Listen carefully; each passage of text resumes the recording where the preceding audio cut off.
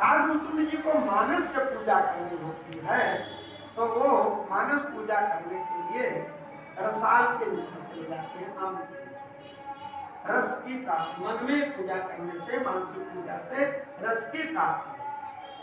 और एक बड़ा सुंदर एक भक्त के जीवन की कथा आती है कि वो एक महात्मा जी के पास गया, बोले महाराज हमारे गांव में फला सेठ जी भगवान का मंदिर बनवा रहे हैं, हमारे पास भी, वो निर्धन था, हमारे पास भी धन होता तो मैं भी मंदिर बनवा के भगवान की खूब सेवा करता और जो भी ये है।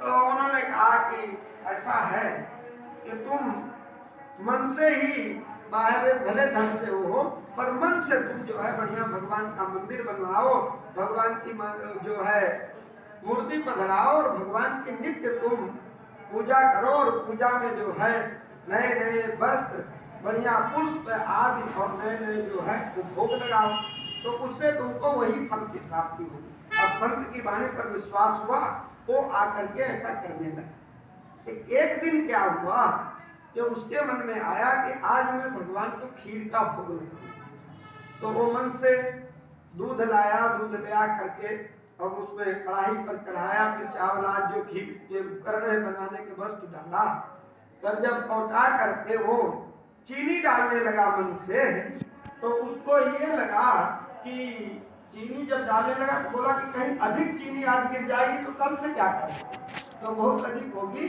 तो वो मन में जब इतना एकाग्र हो गया, भगवान तुरंत प्रकट हो गए और एक जाटा भगवान ने लगाया और बोले कि मन की चीनी में तो कंजूसी मत करो, ये बाहर बाहर की नहीं है। वो चरणों को पकड़ के देख के धन्य हो गया। बोले प्रभु आप कंजूसी से प्रसन्न होते हैं क्या? इतने दिनों से मैं भोग लगा रहा हूँ मन से और आप जो है कंजूसी से प्रसन्न होते हैं क्या? भगवान बड़ी बोले पुत्र कंजूसी से नहीं, आज तुम जितना एकाग्र हो गए कि तुम्हारा ये भेद मिट गया कि मैं साक्षात चीनी डाल रहा हूँ वस्तु को कि मन की चीनी डाल रहा हूँ, इतने भाव से तुम एकाग्र हो गए, इसलिए जो है मुझको तुम्हारी चीनी की आवश्यकता नहीं, तुम्हारे भाव की आवश्यकता है। राम भूखे भाव के, भगवान भाव के भूखे हैं, तो इसलिए मैं जब भाव के वशील हूँ। और इसी प्रकार से देवर्षि नारद जी की भी एक भूमिका था। देवर्षि नारद जी भगवान के लोक में सदैव जाते हैं और जाते हैं तो प्रत्येक भक्तों का त्रैलोक्य का सब कथा भगवान को सुनाते हैं, वहां स्थिति है।